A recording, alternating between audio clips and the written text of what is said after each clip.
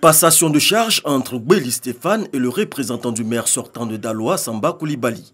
Si cette procédure paraît normale sur le plan administratif, politiquement, elle suscite beaucoup d'interrogations au sein des populations. Vraiment, on ne comprend rien du tout. La population et la jeunesse ont voté nos leaders, nos mators, Samba Coulibaly. Et à nos grandes surprises, on nous dit que non, que ça n'est plus maire. Comment nous, la population, on peut voter pour mettre quelqu'un en place et puis il va enlever comme ça le monsieur pour mettre quelqu'un d'autre là-bas. Donc vraiment, on n'est pas d'accord pour ça. En effet, c'est la liste conduite par Samba Coulibaly qui a été victorieuse au cours du scrutin municipal à Daloa le 13 octobre dernier. Mais le choix des conseillers municipaux s'est porté sur Béli Stéphane, issu de cette même liste, pour présider aux destinées de la commune de Daloa pour les 5 années à venir. Qu'on nous explique qu'est-ce qui n'a pas marché pour que Samba ne soit plus à la tête de la mairie. Qu'est-ce qui n'a pas marché? Eh bien, la réponse à cette interrogation se trouve dans le code électoral, selon le directeur général de la décentralisation. De façon concrète, la loi 2012-1128 du 13 décembre 2012 est suffisamment claire là-dessus. Après le vote exercé par les populations, eh bien, on ne peut pas encore parler de maire qui est élu. Voilà. Il y a quelqu'un qui fait office de tête de liste, c'est vrai, mais il n'est pas encore le maire. Le maire ne sera élu qu'à la première réunion du conseil qui est convoquée par le préfet. Et cette réunion est présidée par le doyen d'âge et le secrétariat est assuré par le plus jeune. Au cours de cette réunion, tout conseiller peut être candidat à la mairie, peut être candidat pour être désigné le maire de la commune. Ça peut être la tête de liste, mais ça peut être le dernier des conseillers aussi. Mais la désignation de maire, autre que la tête de liste, ne pose-t-elle pas un problème de légitimité? Oh, non, ça ne pose pas un problème de légitimité. Pourquoi? Parce que ça a un fondement juridique.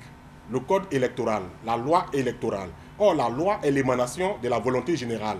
C'est-à-dire, la loi a été adoptée par les députés qui sont les représentants du peuple. Dès lors, il n'y a pas d'illégitimité. Seulement, il faudrait que dorénavant, il y ait plus de sensibilisation auprès des électeurs pour qu'ils sachent que le jour des élections municipales, ils n'élisent pas directement le maire, mais ils élisent, n'est-ce pas, un groupe de personnes appelées conseillers municipaux.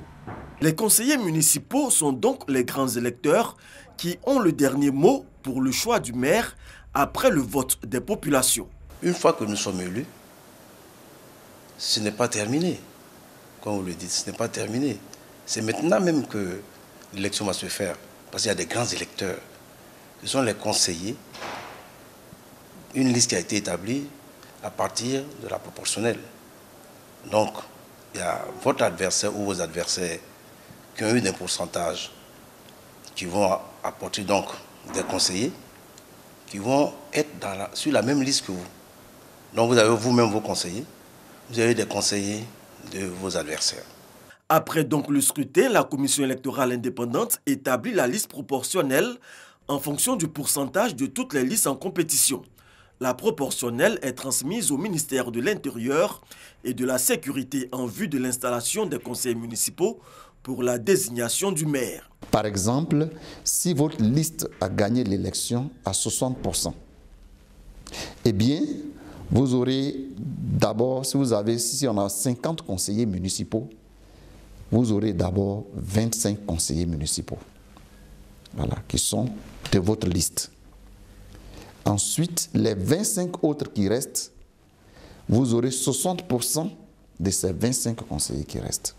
La tête de liste victorieuse dans ce cas de figure a donc toutes les chances de s'installer dans le fauteuil municipal, à condition que ses conseillers adhèrent à sa vision jusqu'au second vote. Si on choisit des gens qu'on a cooptés pour être sur nos listes, pour aller défendre notre idéal commun, et que au niveau du vote indirect, ces personnes-là ont des incompréhensions avec nous, ces personnes-là deviennent des adversaires.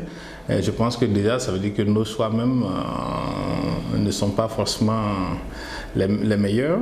Et donc, à ce niveau-là, il faut pouvoir faire confiance à ses propres choix Et je pense qu'il faut pouvoir à ce niveau-là aussi mettre une bonne équipe qui a la même dynamique, la même vision pour pouvoir servir la population. Il n'y a pas que des mécontents à Daloa. Pour d'autres électeurs, il faut soutenir le maire élu par le conseil municipal. La démocratie, il faut respecter la loi. Les conseillers ont voté pour Béli Stéphane. Il faut laisser Béli Stéphane travailler les 5 ans. Le nouveau maire qui a été élu tout récemment, laissez-lui, M. Béli Stéphane n'a qu'à travailler. C'est la loi, c'est la loi. Ici, à Bingéville, l'élection du maire par les conseillers municipaux vient de s'achever.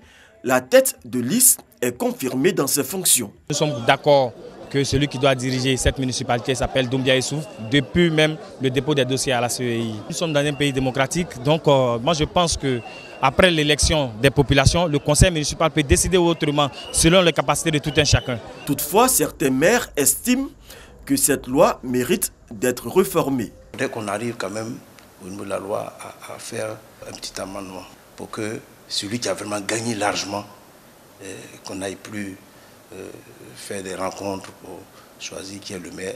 Le maire est élu la tête de liste qui a battu beaucoup de campagnes. Il devait être celui qu'on doit retenir. Ce n'est pas une mauvaise loi. Je suis sûr que ceux qui ont pris cette loi-là avaient forcément des raisons pour prendre ces lois.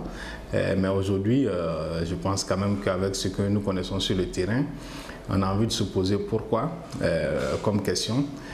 Parce que moi aussi je peux ne pas faire campagne comme il faut, laisser passer la liste de quelqu'un et puis avoir un peu plus de moyens maintenant d'aller faire campagne, je dirais un peu plus facilement auprès des conseillers municipaux et me faire élire.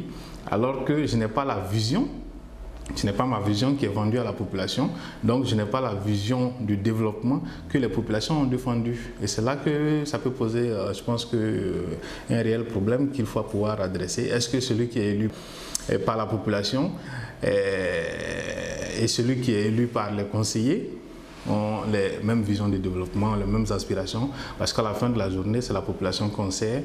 Est-ce que cette population-là se sent concernée? Pour l'heure, c'est la loi en vigueur qui s'applique dans toute sa rigueur. Si elle a fait une victime cette année à Daloa, ce scénario s'était déjà produit en 1980 dans la commune de Port-Boué.